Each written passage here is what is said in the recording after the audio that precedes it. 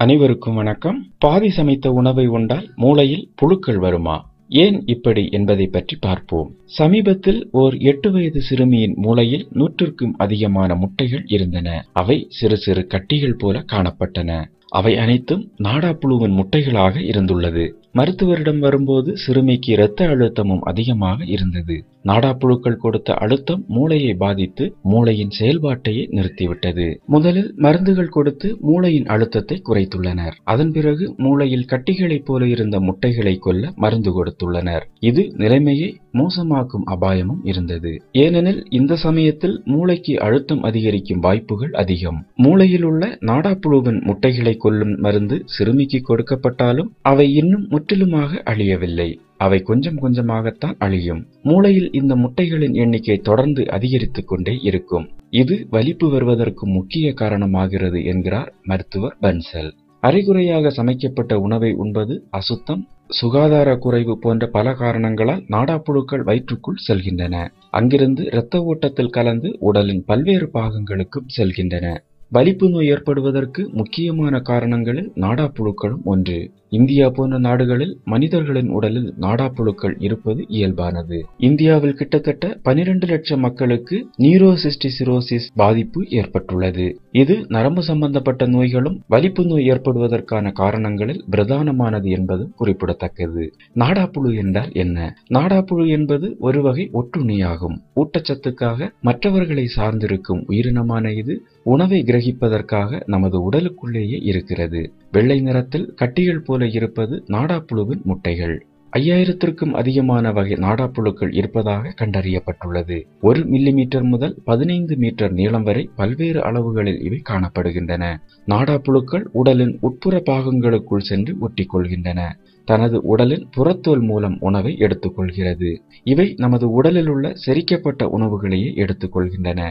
ஏனெனில் நாடாப்புழுக்களுக்கு செரிமான உறுப்புகளோ செரிமான பாதையோ கிடையாது. நாடாப்புழுக்கள் தட்டையாகவும் பார்ப்பதற்கு ரிப்பனை போலவும் இருக்கும். பாக்டீரியாவின் முட்டை உடலில் நுழைந்ததும் குடலை தனது இருப்பிடமாக மாற்றிக்கொள்கிறது. அது எப்போதும் குடலிலேயே இருக்கும் என்று சொல்ல முடியாது. இரத்தத்துடன் இணைந்து பயணித்து உடலின் பிற பகுதிகளுக்கும் செல்கிறது. கல்லீரலுக்குள் சென்று அங்கே கட்டியாக மாறுகிறது. அதில் சீழ் உருவாகிறது. பல நேரங்களில் அவை கண்களுக்கும் மூளைக்கும் சென்று விடுகின்றன. ஆசியாவுடன் ஒப்பிடும்போது நாடாப்புழுக்களின் பாதிப்பு ஐரோப்பிய நாடுகளில் குறைவாகவே உள்ளது. உடலில் நாடாப்புழுக்கள் இருந்தால் அதன் அறிகுறிகள் பல நேரங்களில் வெளிப்படையாக தெரியாது. அதேபோல் நாடாப்புழுக்களால் பெரிய அளவிலான பாதிப்பும் ஏற்படுவதில்லை. ஆனால் உடலின் மிக முக்கியமான உறுப்புகளுக்கு அவை சென்றுவிட்டால் ஆபத்தை ஏற்படுத்துகிறது.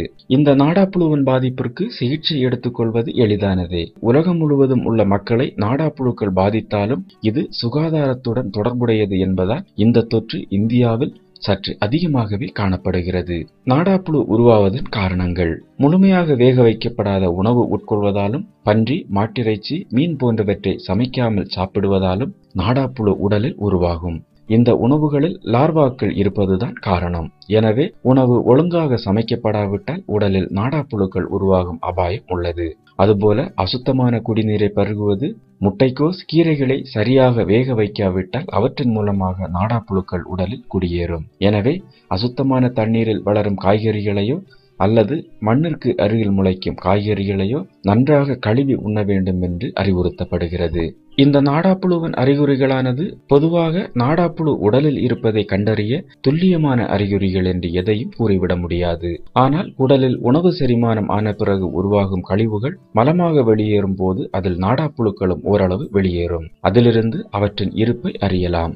இதை தவிர வயிற்றுவலி, வயிற்றுப்போக்கு, பலவீனம், வாந்தி, அடிக்கடி பசி எடுப்பது போன்றவற்றால் நாடாப்புழுக்களின் இருப்பை அறிந்து கொள்ளலாம். உடலில் உள்ள நாடாப்புழுக்கள் அவற்றின் முட்டைகளின் எண்ணிக்கை மிகவும் அதிகமாக இருந்தால் தலைவலி, தோல் வெளுத்து போவது, இருமல், மூச்சு திணறல், பார்வை கோளாறு போன்ற பல பிரச்சனைகளும் ஏற்படும். நாடாப்புழுக்கள் வராமல் தவிர்ப்பது எப்படி என்றால், நாடாப்புழுக்கள் உடலில் இருப்பது தெரிந்தால் மருந்துகளின் உதவியால் அதனை சரி செய்யலாம். ஆனால் சில முன்னெச்சரிக்கை நடவடிக்கைகளை மேற்கொண்டால் நாடாப்புழு நம்மை தொற்றாமல் பாதுகாப்பாக இருக்கலாம். எவ்விதமான இறைச்சியாக இருந்தாலும் அதை நன்றாக வேக வைத்து உண்ண வேண்டும். பழங்களை உண்பதற்கு முன்பாக நன்றாக கழுவ வேண்டும். சாப்பிடுவதற்கு முன்பதாக கைகளை நன்றாக கழுவ வேண்டும். கழிவறைக்கு சென்று வந்த பிறகு கைகளையும் நகங்களையும் நன்றாக கழுவ வேண்டும். நகங்களில் பாக்டீரியாக்கள் தங்கியிருக்கலாம். சுத்தமான நீரையே குடிக்க வேண்டும். கால்நடைகளுடன் நேரடி தொடர்பை தவிர்க்க வேண்டும். நாடாப்புழுக்கள் உயிருக்கு அச்சுறுத்தலை ஏற்படுத்தாது என்றாலும் அதை அலட்சியம் செய்யக்கூடாது. இது உடலின் எந்த பகுதிக்கும் செல்லலாம், உடல் உறுப்புகளையும் முடக்கிவிடலாம் என்று சொல்கிறார் டாக்டர் பென்சல்.